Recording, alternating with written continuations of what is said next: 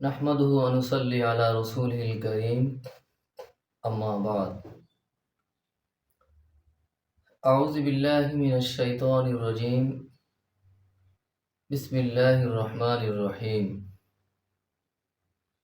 यसअलूनका अनिल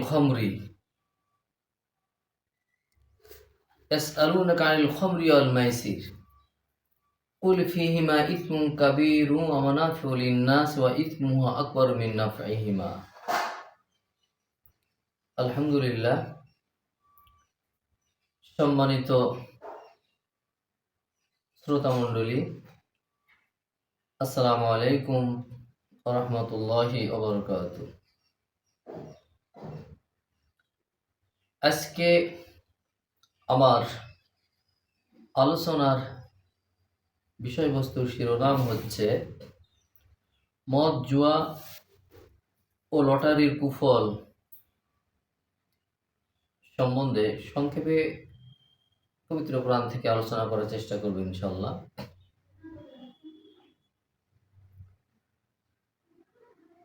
মদ, জুয়া, লটারি সামাজিক অনাচার এবং মারাত্মক অপরাধ।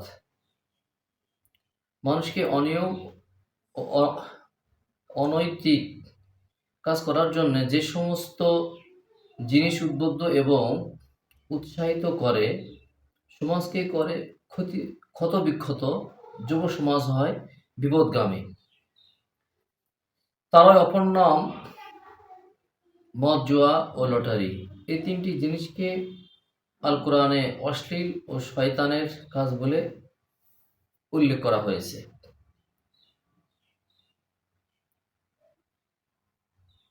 এ প্রসঙ্গে আল্লাহ সুবহানাহু ওয়া তাআলা পবিত্র কোরআনের সূরা বাকারার 219 নম্বর আয়াতে বর্ণনা করেছেন, ইয়াসআলুনাকা আনিল খামরি ওয়াল মাইসির কুল ফীহিমা ইসমুন কাবীরুন ওয়া মানাফিউ লিন-নাস ওয়া ইসমুহুমা আকবারু মিন নাফইহিমা। আল্লাহ রাব্বুল আলামিন ইরশাদ করে বলেন, হে রাসূল, আপনাকে মদ ও জুয়া সম্পর্কে জিজ্ঞেস করে। লোকেরা আপনাকে মদ ও জুয়া সম্পর্কে জিজ্ঞেস করে, হে নবী আপনি বলুন, উভয়ের মধ্যে রয়েছে মহাপাপ, যদিও তাতে মানুষের জন্য কিছুটা উপকারিতাও রয়েছে, কিন্তু তাতে উপকারের চাইতে পাপের মাত্রাই বেশি। তাহলে এই মদে মানুষের কিছুটা উপকার রয়েছে, তবে উপকারের তুলনায় পাপ বা ক্ষতির মাত্রাটাই হচ্ছে বেশি। আর বেশি হওয়ার কারণেই আল্লাহ সুবহানাহু ওয়া তাআলা এটাকে স্পষ্টভাবে নিষেধ করেছে। আর এখানে যে বিষয়টা বলা হয়েছে যে মদ, জুয়া ও লটারি, জুয়া ও লটারি যে এটা যুব সমাজ উদ্বুদ্ধ হয়, কিন্তু এটার জন্য এর যে কুফল সেটা হলো অর্থনৈতিকভাবে তারা ধস পড়ে যায়। মাথায় এরকম চিন্তা চলে আসে যে 10 টাকা দিলে আরো 50 টাকা পাবো, এরকমভাবে তার একটা মাথায় চিন্তা আসে। আর লটারি ভাগ্যর করে যে এই টিকিট কাটলাম বা এই করলাম আবারও পাবো, এরকমভাবে দেখা যাচ্ছে চলেই যায়, কিন্তু পাওয়ার আশঙ্কা একেবারে খুবই কম। এগুলো মরিচিকার মতো তারা বিধ্বস্ত হয়ে পড়ে, সমাজে অর্থনৈতিকভাবে তাদের ধস হয়ে যায়। আর ধস হওয়ার কারণে সমাজে যত প্রকার অন্যায় যেগুলো কাজ, অর্থ উপার্জনের যখন অন্যায় কাজ, সেই কাজগুলো তারা কি করবে, বেছে নেবে। এই অন্যায় কাজগুলো যখন তারা বেছে নেবে, তখন কি হবে, সমাজ ক্ষতির দিকে চলে যাবে।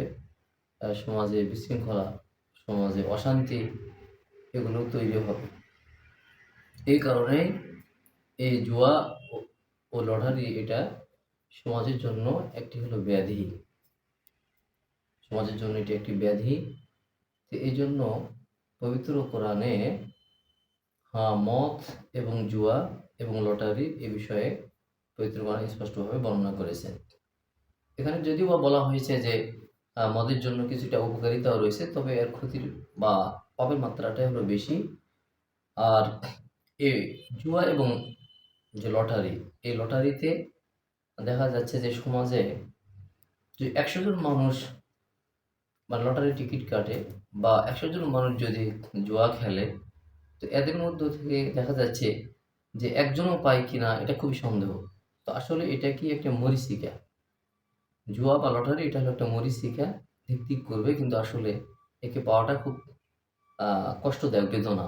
এইজন্য মানে এটার জন্য সমাজে বিশেষ করে যুবকরা উদ্বুদ্ধ হয়, কিন্তু এর জন্য কি ক্ষতিটা হলো বেশি, সমাজে ক্ষতি বেশি। এজন্য অর্থনৈতিক ধস যখন পড়ে যায় তখন সমাজে বিভিন্ন ধরনের অন্যায় অবিচার কাজ তারা কি করে শুরু করে দেয়। তো এইজন্য ইসলাম বা পবিত্র কোরআন স্পষ্টভাবে মদ, জুয়া এবং লটারি মানে এগুলো থেকে অবশ্যই বিরত থাকতে বলেছে। আর এইজন্য যে Islam is not only a religion but also a complete code of life. ইসলাম কোনো নিছক ধর্মের নাম নয়, ইসলাম একটি পরিপূর্ণ জীবন ব্যবস্থার নাম, যা আরবি সিলমুন শব্দ থেকে আসছে, যার অর্থ হলো শান্তি।